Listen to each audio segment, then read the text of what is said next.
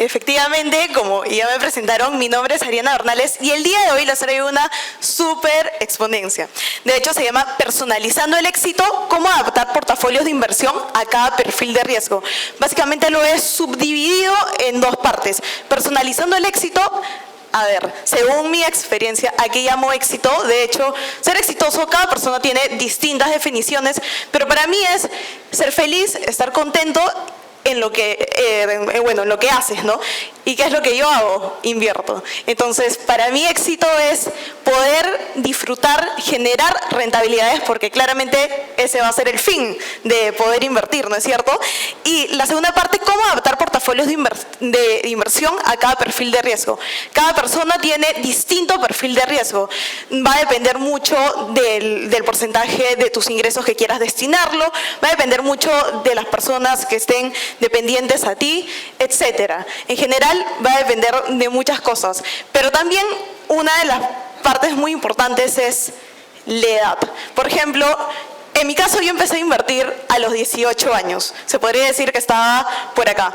Actualmente ya tengo 22, entonces han pasado algunos años y ya me encuentro por acá. Pero también hay personas que tienen aproximadamente 30, 50, 60 años que empiezan y tienen esta mentalidad ganadora de querer invertir.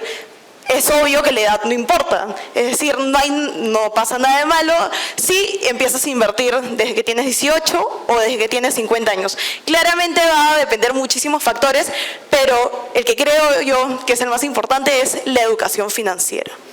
Entonces, para los que todavía no me conocen, yo soy efectivamente la fundadora de Invertir en 321. Esta plataforma la fundé con un propósito, o bueno, más bien dicho, con una finalidad, que es la de poder democratizar el acceso al mundo de las inversiones. ¿Por qué? Porque muchas personas erradamente creen que para poder invertir, uno, se necesita muchísimo capital, o dos, muchísimos conocimientos. Bueno, la segunda parte es en cierta parte verdad, porque claramente no te vas a mandar solamente a invertir teniendo el capital, sino se necesita un 50-50, es decir, un balanceo. Pero también dentro de esta plataforma he podido dictar muchísimos talleres grupales y también asesorías personalizadas. Y algo que de hecho fue un factor bastante importante que impulsó que las personas me contactaran para asesorías este año, principalmente han sido dos noticias clave. La primera, el 7º retiro de AFPs. Muchas personas retiraron justamente todo el dinero que tenían acumulado en sus AFPs y dijeron, ok, quiero rentabilizarlo, pero ¿de qué manera? Y eso dependía mucho de la edad de la persona, de quiénes eran dependientes de esa persona, etcétera. Y la segunda noticia clave, justamente, que ya lo mencionaron antes también, las acciones del puerto de Chancay. Muchas personas empezaron a invertir por primera vez justamente cuando salió esta noticia de las acciones del puerto de Chancay.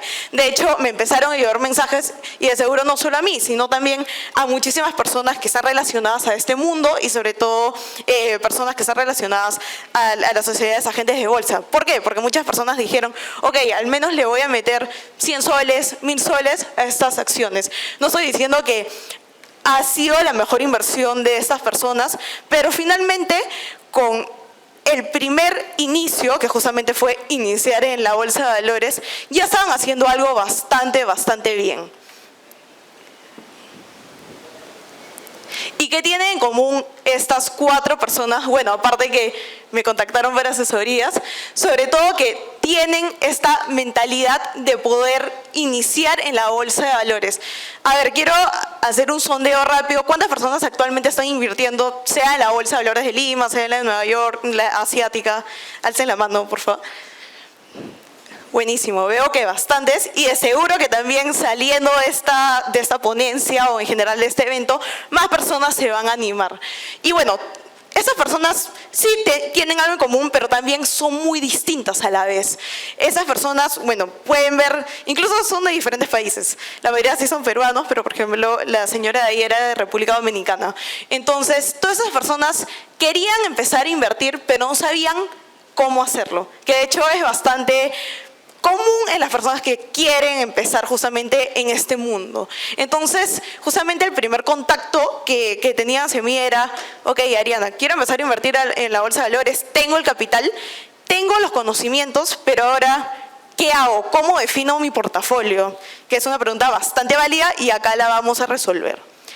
Existen para eso los perfiles de riesgo. De hecho, puede ser que una persona mayor esté dentro del perfil conservador, pero también se puede encontrar en el perfil moderado. Eso va a depender mucho de la respuesta que salga del cuestionario, que lo vamos a ver más adelante. El perfil conservador, ¿de qué trata? Bueno, prioriza la seguridad de su capital, ya que es una persona que mayormente ya se retiró, entonces tiene un capital, lo quiere destinar para poder generar rentabilidades, pero quiere priorizar esta seguridad. El segundo perfil, el moderado, busca un equilibrio, como su nombre lo dice, ¿no?, entre seguridad y crecimiento del capital. Y un perfil más agresivo, que en la mayoría de casos están los jóvenes acá, como es en mi caso también, estoy dispuesta a asumir mayor riesgo, pero también a cambio de mayores retornos. Descubre tu perfil de riesgo. ¿De qué manera? Justamente puedes descubrir en cuál de los tres anteriores mencionados te encuentras a través de un cuestionario. Este cuestionario básicamente va a evaluar cuál es tu tolerancia de riesgo, tus objetivos financieros y tu horizonte de inversión. A ver si lo tuyo es más tal vez corto plazo o largo plazo. El cuestionario. Por acá he puesto algunas de las preguntas más relevantes que al final de todo van a ayudar para poder definir tu perfil de riesgo. Por ejemplo, para descubrir el horizonte de inversión, ¿en cuánto tiempo esperas empezar a utilizar los fondos que vas a invertir? La mayoría, de hecho, responde entre 3 a 5 años. La segunda pregunta, que también es muy importante, ¿qué nivel de experiencia tienes con inversiones en acciones o productos financieros? La mayoría siempre me dice, actualmente solo tengo mi dinero en depósitos a plazo, pero justamente para eso te he contactado y para eso quiero involucrarme en la bolsa de valores, para poder generar mayores retornos. La tercera pregunta, la capacidad de asumir pérdidas, eso también es bastante importante. ¿Cómo reaccionarías si el valor de tu inversión cayera un 20% en un mes? Que de hecho suele ocurrir, y eso también es muy frecuente. Muchas personas, adquieren una acción, adquieren un ETF, y al cabo de un mes, 3 meses, 5 meses aproximadamente, ven que esta acción cayó. Entonces, lo que hacen muchas veces es desesperarse, y ¿qué suelen hacer erradamente? Venderla. Claramente es el peor momento. ¿Por qué? Porque si tú tienes un horizonte definido de inversión, es decir, tú sabes que vas a invertir durante 3, 5 años, de hecho tienes una meta financiera, por ejemplo, aquí a 5 años quiero, ese capital que tengo lo quiero ir rentabilizando para de aquí a 5 años hacer una maestría, que de hecho muchas personas es el caso y por ello me han contactado también. Lo que hacen es, mantengo este dinero, lo invierto en la bolsa por 5 años aproximadamente y al final de todo voy a vender, voy a liquidar mis acciones, voy a liquidar la mayoría de mi portafolio. Pero también muchas personas, como ya lo mencioné, se desesperan. Es decir, acá las finanzas conductuales es un factor bastante relevante.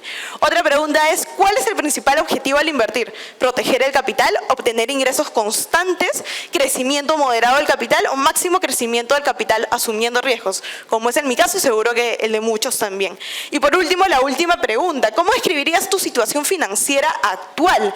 ¿Necesito acceder a mis ahorros regularmente y no puedo permitir pérdidas? Tengo algunos ahorros, pero no puedo asumir grandes riesgos. Mi situación es estable y puedo asumir riesgos moderados. O la última, tengo suficiente capital y puedo asumir grandes riesgos sin afectar mi estilo de vida. Y al final de todo, al final del cuestionario va a salir un puntaje y este puntaje va a definir dentro de cuál de los 3 perfiles te encuentras. Por ejemplo, para empezar con el portafolio conservador, esto es lo recomendable, si quieren le pueden ahí sacar fotos, 45% destinado a depósitos a plazos. No voy a mencionar un banco actualmente, pero hay muchos, por ejemplo, que te pagan alrededor de 6, 7%. Eso va a depender mucho del banco que elijas, de la cuenta también y sobre todo el horizonte de tiempo del depósito, ¿no es cierto? El 35% a fondos mutuos, que de hecho también presenta cierto riesgo, pero también cierta estabilidad. Entonces, para ello también es muy importante averiguar en dónde puedo adquirir estos fondos mutuos, qué es lo que me permite acceder y la rentabilidad que ha ido obteniendo durante los tiempos pasados. Y por último, 20% a ETF. ¿Qué es un ETF? Básicamente es un instrumento financiero que replica un índice, por ejemplo, el más importante, el S&P. El portafolio moderado, es decir, acepta cierta volatilidad a cambios de mejores retornos. Yo creo que la mayoría de los que están en esta sala se podría encontrar dentro de este portafolio. ¿Cómo está compuesto? 30% en acciones de empresas estables, 25% en ETF, que también ya lo mencioné anteriormente, 25% en fondos mutuos y 20% de depósitos a plazo. Claramente este portafolio puede ir variando porque también muchas personas ante un escenario importante de alguna acción adquieren más acciones, por ejemplo, y entonces claramente su portafolio va a ir variando, pero poco a poco lo van estabilizando. Pero lo importante acá es tratar de no asumir el riesgo, es decir, tener una tolerancia y respetar esa tolerancia a riesgo. Y por último, el portafolio agresivo, disposición a asumir un alto nivel de riesgo para obtener mayores retornos. ¿Y cómo está compuesto? 50% de acciones de empresas de gran crecimiento, 25% de ETF. De hecho, hay bastantes conocidos, por ejemplo, el que acabo de mencionar y también el QQQ, que replica las 100 acciones tecnológicas más grandes de los Estados Unidos, que de hecho también es uno de los ETF con mayores retornos. En tercer lugar, 15% en fondos mutuos, que de hecho, bueno, hoy en día hay bastantes entidades que te ofrecen acceder a fondos mutuos y de hecho las rentabilidades, va a depender también de cuál elijas, son bastante atractivas. Y como lo he mencionado antes, detrás de estos fondos mutuos, lo bueno que hay profesionales, es decir, si tú no quieres asumir el riesgo de examinar cada acción en particular o cada ETF en particular, puedes acceder a un fondo mutuo porque sabes que hay profesionales detrás de ello que se encargan justamente a analizar. Y por último, 10% de depósitos a plazo. Entonces, como pueden ver, de esos tres perfiles va a depender mucho tu tolerancia a riesgo, el horizonte del tiempo y sobre todo de qué manera decides adaptar tu portafolio. Esto es muy importante, el ajuste de portafolio según cambios en el perfil de riesgo. Claramente una persona que empieza a invertir desde los 20, 25 años, al llegar a los 50 años aproximadamente, ya no va a tener la misma tolerancia a riesgo. Tal vez ya tiene una familia detrás, tal vez ya tiene otros gastos bastante importantes. Entonces, claramente su perfil de riesgo ya no va a ser un perfil agresivo, sino también lo puede adaptar a un perfil moderado o conservador. Y el rebalanceo de portafolios es algo bastante importante. Muchas personas lo que hacen es, deciden invertir, por ejemplo, hoy día, y de aquí a 2 años, 5 años, no ven cuál ha sido la rentabilidad que ha ido generando su portafolio. En esos casos, está bien que inviertas a largo plazo, pero también es bastante bueno saber en dónde estás invirtiendo y las rentabilidades que está logrando al final de todo, ¿no?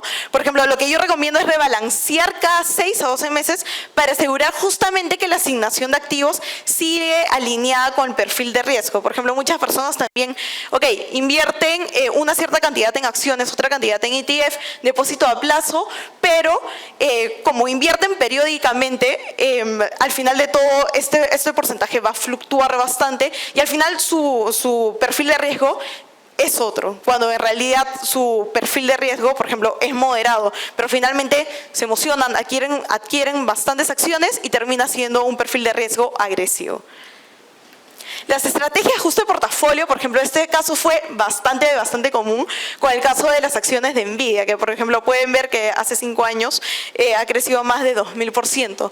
Entonces, muchas personas decidieron ajustar su portafolio con la estrategia antes mencionada, de 6 a 12 meses, para poder observar tu portafolio y poder hacer un reajuste. Y esto no solo sucedió con las acciones de Nvidia, sino también con las acciones tecnológicas. Por ejemplo, en la pandemia, claramente un portafolio que tenías en 2019 de seguro no es el mismo que tienes ahora o que has tenido, por ejemplo, en el 2022. Claramente los portafolios se van ajustando de acuerdo también a la volatilidad del mercado y sobre todo la situación macroeconómica que sabemos que finalmente va a afectar la bolsa de valores.